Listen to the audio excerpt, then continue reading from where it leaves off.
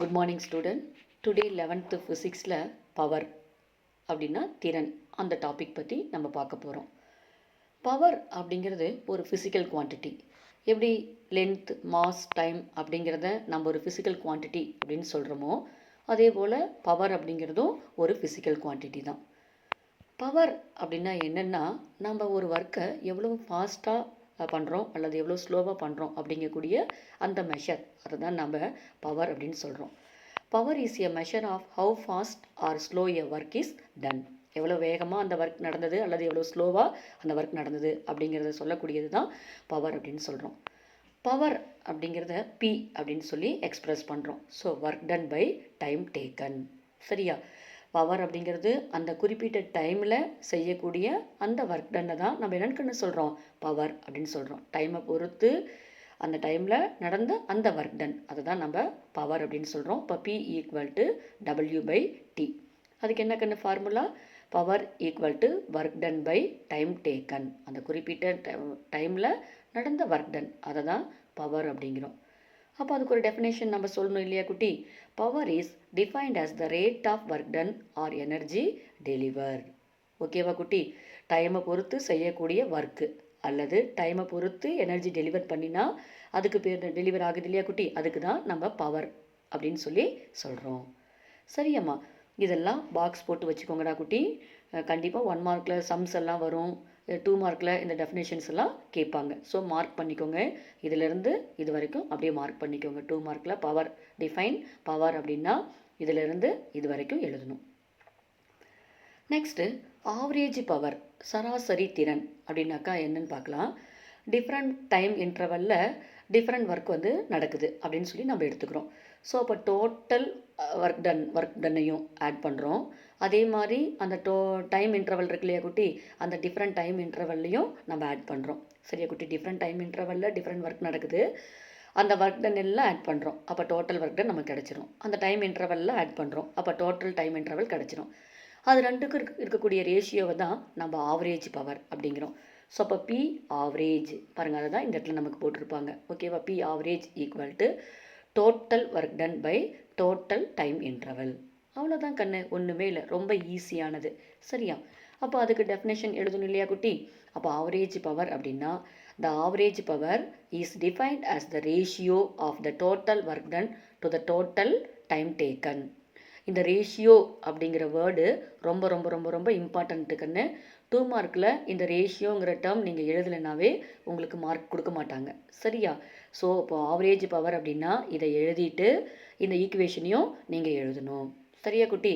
அப்போ average power அப்படிங்கிறது total work done by total time taken. இதுதான் நம்ம ஆவரேஜ் பவர் அப்படின்னு சொல்லி சொல்கிறோம். நெக்ஸ்ட் பாருங்கள், இன்னொரு 2 மார்க் கொஸ்டின். இன்ஸ்டன்டேனியஸ் பவர், உடனடி திறன் அப்படின்னு சொல்லுவாங்க. அப்படின்னா என்ன அப்படின்னு சொல்லி பார்க்குறோம். Power delivered at an instant, அந்த இன்ஸ்டன்ட் டைமில் என்ன பவர் டெலிவர் ஆகுது, அதை தான் நம்ம இன்ஸ்டன்டேனியஸ் பவர் அப்படின்னு சொல்லி சொல்கிறோம்.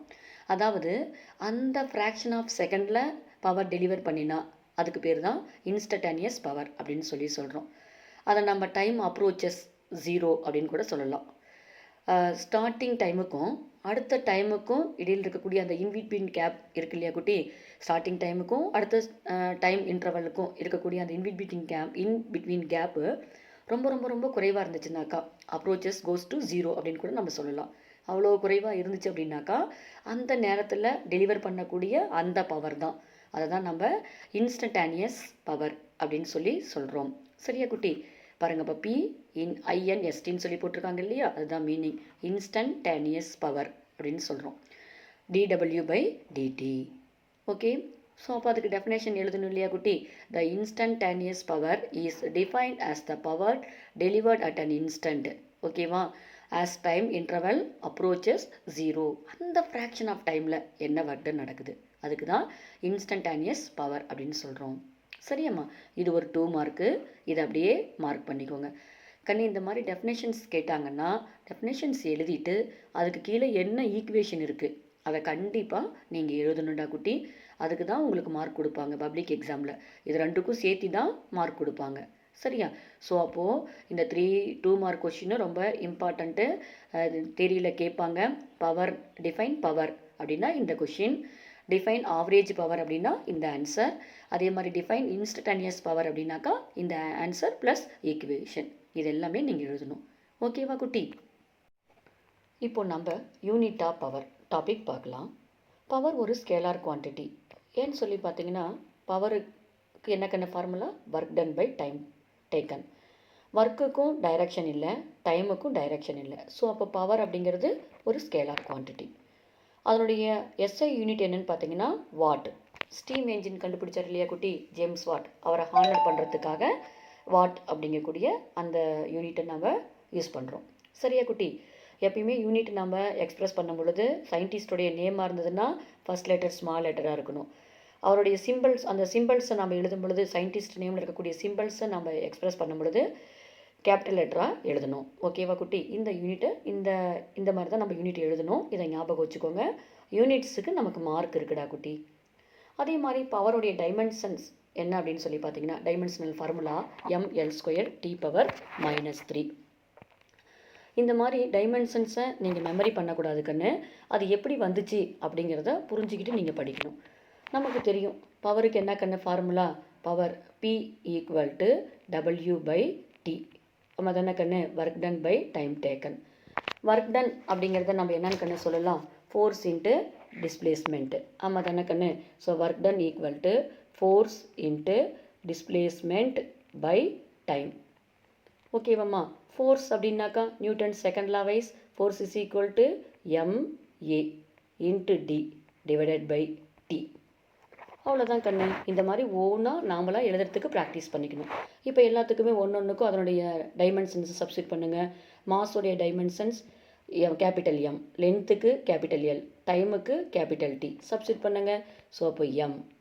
A அப்படிங்கிறது ஆசலரேஷன், அதனுடைய டைமென்ஷன் L T⁻⁻2.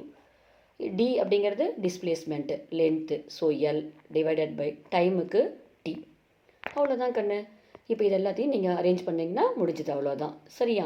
ஸோ இப்போது மாஸ் L, இங்கே ஒரு L இருக்குது, இங்கே ஒரு L இருக்குது. சரியா? இப்போ இங்கே ஒரு L இருக்குது, இங்கே ஒரு L இருக்குது. L × L, L². இந்த T⁻+1 டினாமினேட்டரில் இருக்குது. இது மேலே போயிடுச்சுன்னா T⁻−1. ஆல்ரெடி இங்கே ஒரு T⁻−2 இருக்குது. T⁻−2 இங்கே ஒரு -1 இருக்குது. So T⁻−3. ஸோ அப்போ பவருடைய டைமென்ஷன் ml² T⁻−3. சரியாம்மா? இந்த மாதிரி நீங்கள் எழுதி பார்த்து ப்ராக்டிஸ் பண்ணி படிச்சுக்கோங்க. சரியா? இப்போது 1 வாட் அப்படின்னா என்னென்னு நம்ம பார்க்கலாம். பவருக்கு என்ன கண்ணு formula? Power = work done by time taken. ஓகேவா குட்டி? இப்போ இதை நம்ம எப்படி சொல்லலாம் அப்படின்னு சொல்லி பார்த்தீங்கன்னா, ஒரு செகண்டில் 1 ஜூல் ஒர்க் டன் நடந்தது அப்படின்னாக்கா அந்த பவரை தான் நம்ம 1 வாட் அப்படின்னு சொல்கிறோம். சரியாம்மா? அப்போது 1 வாட் அப்படிங்கிறது என்னென்னு கண்ணு சொல்லலாம்? இந்த 1 ஜூல் இந்த செகண்ட் மேலே போணுச்சு அப்படின்னாக்கா அதன் யூனிட் என்னவா கண்ணு இருக்கும்? Second power -1. ஸோ அப்போ இதை நம்ம எப்படி குட்டி சொல்லலாம் அப்படின்னு பார்த்தீங்க அப்படின்னாக்கா 1 ஜூல் செகண்ட் பவர் -1. இந்த செகண்ட் மேலே போயிடுச்சு, ஸோ -1. சரியா? ஸோ அப்போ இதுக்கு நம்ம ஒரு ப்ராப்பரான டெஃபினேஷன் கொடுக்கணும் இல்லையா குட்டி? அதை இப்போ நம்ம பார்க்கலாம். சரியா? 1 watt is defined as the power when 1 joule of work is done in 1 second. ஓகேவா? 1 செகண்டில் 1 ஜூல் ஒர்க் டன் நடக்கும் பொழுது இருக்கக்கூடிய அந்த பவரை தான் நம்ம 1 வாட் அப்படின்னு சொல்கிறோம்.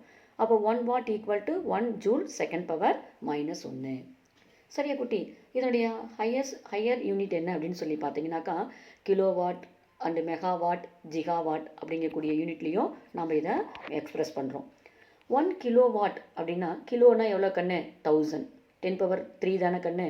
ஸோ அப்போ 1 கிலோவாட் அப்படிங்கிறது 10⁻³ what. 1 megawatt, mega capital M, so 10⁻6 what. 1 gigawatt capital G, so 10⁻9 what. இதெல்லாம் 1 மார்க்கில் கேட்பாங்கம்மா. இதெல்லாம் அப்படியே அண்டர்லைன் பண்ணிக்கோங்க. சரியா? அதே மாதிரி பாருங்கள், மோட்டார்ஸ், என்ஜின்ஸ் அண்டு சம் ஆட்டோமொபைல்ஸ்லாம் ஓல்டு யூனிட் வந்து மெஷர் பண்ணுறாங்க பவருக்கு. சரியா குட்டி? கமர்ஷியலாக இன்னும் அந்த ஓல்டு யூனிட்ஸ் தான் மெஷர் பண்ணுறாங்க. அதுக்கு என்ன நேம் அப்படின்னு சொல்லி பார்த்தீங்கன்னாக்கா ஹார்ஸ் பவர், HP அப்படிங்கக்கூடிய அந்த யூனிட் தான் யூஸ் பண்ணுறாங்க. அப்போ ஹார்ஸ் பவரை எப்படி நம்ம வாட்டாக மாற்றுறது அப்படின்னு சொல்லி பார்த்தீங்கன்னா 1 ஹார்ஸ் பவர் = 746 வாட்டுக்கு ஈக்குவலாக இருக்கும். சரியாம்மா? இதை அப்படியே அண்டர்லைன் பண்ணிக்கடா குட்டி. கண்டிப்பாக 1 மார்க்லலாம் இந்த கொஷின்ஸ் கேட்பாங்க. இப்போ நம்ம வீட்டிலலாம் குண்டு பல்ப் யூஸ் பண்ணுறோம் இல்லையா குட்டி? அதில் பார்த்தீங்கன்னா 100 வாட் 60 வாட் அப்படின்னு சொல்லி மென்ஷன் பண்ணியிருப்பாங்க. அதுக்கு என்ன மீனிங் அப்படின்னாக்கா 100 வாட் அப்படின்னாக்கா 1 செகண்டில் அந்த பல்பு 100 ஜூல் எனர்ஜியை கன்சியூம் பண்ணிக்கும் எடுத்துக்கும். 60 வாட் அப்படின்னாக்கா 1 செகண்டில் 60 ஜூல் எனர்ஜியை எடுத்துக்கும் அப்படிங்கிறது மீனிங். நமக்கு தெரியும் பவருக்கு என்ன formula, power equal to work done by time. அப்போ work done equal to power into time. Work அப்படின்னாக்கா எனர்ஜி அப்படிங்கிறது நமக்கு தெரியும். ஸோ அப்போ energy equal to power into time அப்படின்னு நம்ம சொல்லலாம். ஓகேவா குட்டி? ஸோ அப்போது நம்ம இந்த ஈக்குவேஷனை எப்படி சொல்லலாம் அப்படின்னு சொல்லி பார்த்தீங்கன்னா, நமக்கு energy equal to power into time. So அப்போது 1 joule equal to 1 watt second அப்படின்னும் நம்ம இதிலிருந்து புரிஞ்சுக்கலாம். சரியா குட்டி? The energy measured in joule in terms of power in watt and time in second is written as 1 joule equal to 1 watt second அப்படின்னு சொல்லி நம்ம எழுதலாம். சரியாம்மா? இதை கிளியராக புரிஞ்சுக்கோங்க. இப்போ நம்ம வீட்டிலலாம் எலக்ட்ரிக்கல் அப்ளைன்சஸ் எலக்ட்ரிக்கல் திங்ஸ் நம்ம யூஸ் பண்ணுறோம். அதில் பார்த்தீங்க அப்படின்னாக்கா நம்ம டெய்லி ஃபுல்லாக நம்ம யூஸ் பண்ணிக்கிட்டே இருக்கிறோம். அப்போ டைமை அது எவ்வளோ நேரத்துக்கு யூஸ் பண்ணுறோம் அப்படிங்கிறத செகண்ட்ஸில் நம்ம மெஷர் பண்ணோம் அப்படின்னா எவ்வளோ பெரிய கேல்குலேஷன் போகும் பாருங்கள். அவ்வளோ வேல்யூவையும் நம்ம அப்ளை பண்ணி போட முடியுமா? அது நமக்கு டிஃபிகல்ட்டாக இருக்கும். அதனால் நம்ம ப்ராக்டிக்கல் யூனிட் யூஸ் பண்ணுறோம். அதை கிலோ வாட் ஹவர் அப்படிங்கக்கூடிய அந்த யூனிட் நம்ம யூஸ் பண்ணுறோம்.